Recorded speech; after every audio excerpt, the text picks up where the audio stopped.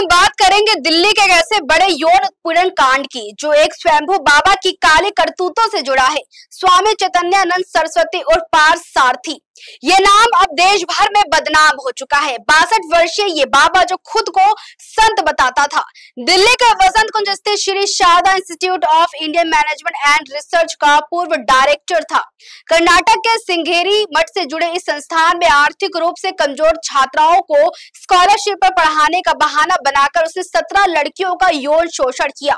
लेकिन ये कहानी सिर्फ शोषण तक सीमित नहीं थी, इसमें धोखाधड़ी, जालसाजी, फर्जी आईडी कार्ड और करोड़ों का घपला भी शामिल है। आइए क्रमबद्ध तरीके से पूरी कहानी को समझते हैं। नमस्कार, स्वागत है आप सभी का दैनिक भास्कर में और मैं हूं आपके साथ काजल सोनी। हम बात कर रहे थे स्वामी चैतन्यानंद सरस्वती की, जो मूल रूप से ओडिशा का रहने वाला है। पहले उनका नाम डॉक्टर पार्थ सारथी था।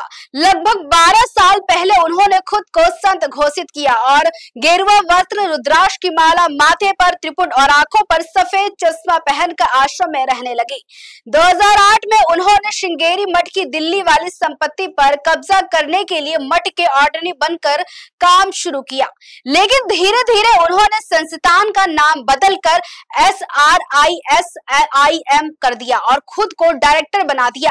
आरोप है कि उन्होंने मठ की 3 अरब रुपए से ज्यादा की संपत्ति पर कब्जा करने की साजिश रची, जिसमें फर्जी दस्तावेजों से 40 करोड़ का घपला किया गया।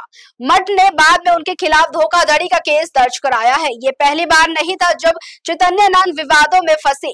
2009 में डिफेंस कॉलोनी थाने में धोखाधड़ी और छेड़छाड़ का केस दर्ज हुआ। 2016 में वसंत कुंज थाने में एक महिला ने उन पर छेड़छाड़ की शिकायत की थी, फिर भी वे बचते रहे। खुद को बड़ा आदमी दिखाने के लिए वे अपने कमरे में वीआईपी और वीवीआईपी लोगों के साथ फर्जी फोटो लगाते थे और दावा करते थे कि वे संयुक्त राष्ट्र के परमानेंट एम्बेसडर और ब्रिक्स देशों के स्पेशल एनवॉय हैं। ये पूरा काल 4 अगस्त 2025 को तब खुला जब भारतीय वायुसेना के एक ग्रुप कैप्टन ने श्रृंगेरी मठ को एक सीक्रेट ईमेल भेजा।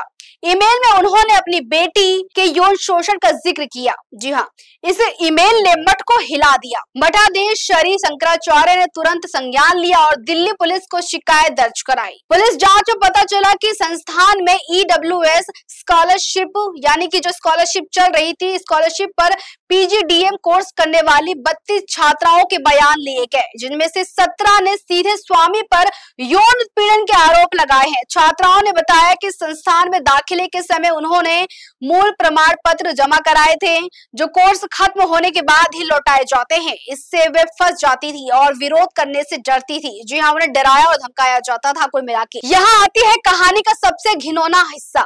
स्वामी छात्राओं को रात में अपने क्वार्टर में बुलाते थे। वे अश्लील व्हाट्सएप और एसएमएस भेजते थे, जैसे बेबी आई लव यू, या उनके बॉयफ्रेंड के से सेक्स और कॉन्डोम के इस्तेमाल के बारे में पूछते थे। विरोध करने पर फेल करने या फिर प्रमाण पत्र ना लौटाने की धमकी देते थे। जांच में सबसे चौंकाने वाला जो खुलासा हुआ था वो ये था कि स्वामी ने गर्ल्स हॉस्टल के बाथरूम और कमरों में गुप्त सीसीटीवी कैमरे लगवाए थे, जो सीधे उनके मोबाइल से जुड़े थे। वे नई और युवाओं छात्राओं पर नजर डालते थे, उन्हें जाल में फंसाते और यौन शोषण करते थे। स्वामी अकेले नहीं थे, उनके पास एक लेडी गैंग थी। 3 महिला वार्डन और स्टाफ मेंबर्स थे जो छात्राओं पर दबाव डालती थी। वे लड़कियों को स्वामी के पास भेजती थी, अश्लील मैसेज डिलीट करवाती थी, माफी ईमेल ड्रॉप करने को कहती थी और शिकायत ना करने की धमकी देती थी। जी हाँ, होली जैसे त्योहारों पर छात्राओं को लाइन में खड़ा कर गालों और बालों पर रंग लगाते थे, जो असल में छेड़छाड़ का बहाना था। एक छात्रा ने बताया कि स्वामी ने टूर पर ले जाकर कहा, तुम बहुत सुंदर लग रही हो। पीड़िताओं का दर्द गहरा है। एक पीड़ित के दोस्त ने कहा, उसे गिरफ्तारी से राहत है, लेकिन ये आधा सफर है। उनकी शारीरिक मानसिक चोटें स्थायी हैं। हमें प्रमाण पत्र, डिग्री और संपत्ति वापस चाहिए। उसे आजीवन कारावास मिले ताकि कोई और न सोचे। कैंपस में अभी भी डर का माहौल है क्योंकि स्वामी के ऊपरी स्तर के कनेक्शन है। 4 अगस्त को FIR दर्ज होते ही स्वामी विदेश चले गए। भारत लौटने पर उन्हें खबर लगी तो वे सीधे मथुरा पहुंचे। 2 महीने में उन्होंने 13-15 होटल बदले। मथुरा, वृंदावन, आगरा, फिरोजाबाद। फोन कम यूज करते, 3 मोबाइल और आईपैड बदलते, संत के कपड़ों में घूमते, फर्जी नाम से रूम बुक करते। पुलिस ने लुकआउट सर्कुलर जारी किया था। 27 सितंबर 2025 की रात दिल्ली पुलिस की स्पेशल टीम ने आगरा के ताजगंज स्थित होटल द फर्स्ट में छापा मारा। स्वामी कमरा नंबर 102 में स्वामी पार्थ सारथी नाम से ठहरे थे। शनिवार शाम 4 बजे चेक इन किया था। रात 8 बजे रूम सर्विस से खाना मंगवाया। रात 3:30 बजे 2 पुलिसकर्मी पहुंचे। रिसेप्शनिस्ट को बताया दिल्ली पुलिस है, बाबा के बारे में बताओ। बिना देरी कमरा नंबर मिला। 15 मिनट पूछताछ के बाद स्वामी को ट्रॉली बैग और हैंड बैग समेत बाहर लाया गया। वे सोते पकड़े गए। गिरफ्तारी के दौरान स्वामी के पास से 2 फर्जी ID कार्ड मिले, एक UN का परमानेंट एम्बेसडर, दूसरा ब्रिक्स का स्पेशल एनवॉय, साथ ही 3 फोन, एक iPad, फर्जी आधार कार्ड और विजिटिंग कार्ड, एक फर्जी UN डिप्लोमेटिक नंबर वाली लाल वोल्वो कार भी बरामद हुई है। पुलिस ने उनके खाते फ्रीज कर दिए हैं, जिनमें 55 लाख निकालने की कोशिश की गई थी। कुल 8 करोड़ से जुड़े अकाउंट सील किए गए हैं। 28 सितंबर को सफदरजंग अस्पताल में मेडिकल जांच के बाद पटियाला हाउस कोर्ट में पेश किया गया। पुलिस ने 5 दिन की रिमांड मांगी क्योंकि डिजिटल सबूत मिटाए गए हैं। पासवर्ड चाहिए। बचाव पक्ष ने कहा है कि वे साधु हैं, मधुमेह के मरीज हैं, कपड़े तुड़वाए गए हैं, दवा नहीं मिली है। सभी 16 बयान दर्ज किए गए हैं। हिरासत की जरूरत नहीं, लेकिन कोर्ट ने 5 दिन की पुलिस हिरासत दे दी है।